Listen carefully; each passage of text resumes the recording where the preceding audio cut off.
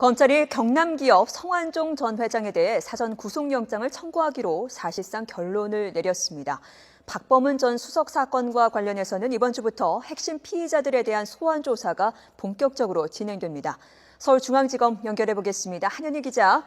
네, 서울중앙지검입니다. 네, 검찰이 성완종 전 회장에 대한 영장 청구 방침을 결정했다고요? 네, 그렇습니다. 검찰은 그제 성완종 전 회장을 소환해서 밤샘 조사한 결과를 검토한 뒤 내일쯤 사전 구속영장을 선고하기로 사실상 결론을 내렸습니다. 이렇게 되면 성 전 회장의 구속 여부 역시 이번 주 안에 판가름 나게 됩니다. 검찰은 성 전 회장에 대한 구속 수사를 통해서 우선 현재까지 파악된 700억 원대 횡령과 사기 혐의에 대해서 구체적인 입증 작업을 벌이겠다는 방침입니다. 성 전 회장은 회사 자금을 빼돌려서 200억대 비자금을 조성하고 분식 회계를 통해서 400억대 정부 융자를 타는 뒤 다른 용도로 사용한 혐의 등을 받고 있습니다. 검찰은 이 같은 기존 혐의를 넘어서 금융권 외압 의혹과 정관계 로비 의혹 등 각종 의혹에 대해서도 살펴보겠다는 계획입니다. 성 전 회장은 지난 2013년 금융권을 관장하는 국회 정무위원으로 활동하며 경남 기업의 워크아웃을 돕기 위해서 금융권에 외압을 넣었다는 의혹이 제기된 상태입니다. 이미 감사원 감사를 통해서 금감원 간부가 경남 기업 채권단에 외압을 행사했다는 결론이 내려진 만큼 수사로 이어질 가능성이 높습니다.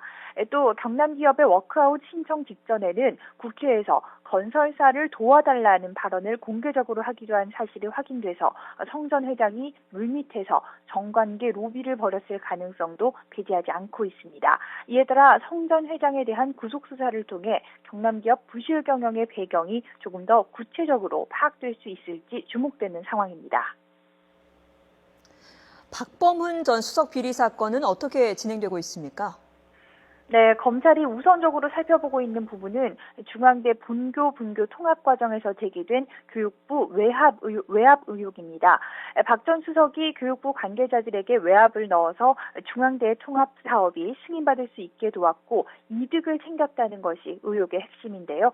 검찰은 박 전 수석의 공범으로 지목된 당시 교육부 고위 관료 3인방을 이번 주 피의자 신분으로 소환해 조사하기로 했습니다.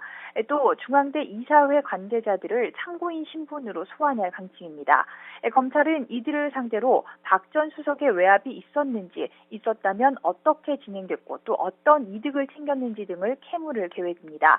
통상적인 수사 진행 상황을 고려하면 이들에 대한 소환 조사가 마무리되면 박 전 수석의 소환 시점을 점쳐볼 수 있습니다. 다만 연일 박 전 수석에 대한 의혹이 눈덩이처럼 번지고 있고 또 중앙대 재단을 운영하는 두산그룹까지 수사선에 오르면서 수사의 방향을 예단하기 어려운 상황입니다. 박 전 수석은 청와대 퇴임 뒤 두산 계열사 사회이사로 선임됐고 또 딸은 30대 초반에 중대 교수로 채용된 데다 부인은 두산타워 상가를 시세보다 낮은 임차료를 내고 분양받았습니다. 박 전 수석의 가족들까지 두산그룹과 밀월 관계가 의심되는 정황을 보여주면서 이번 수사가 기업 수사로 번질 가능성을 배제할 수 없게 됐습니다. 이 때문에 각종 의혹들이 의혹 수준에서 정리될지 아니면 구체적인 혐의적인 포착될지 여부에 따라서 사건의 방향과 크기가 달라질 것으로 보입니다. 지금까지 서울중앙지검에서 YTN 한현입니다.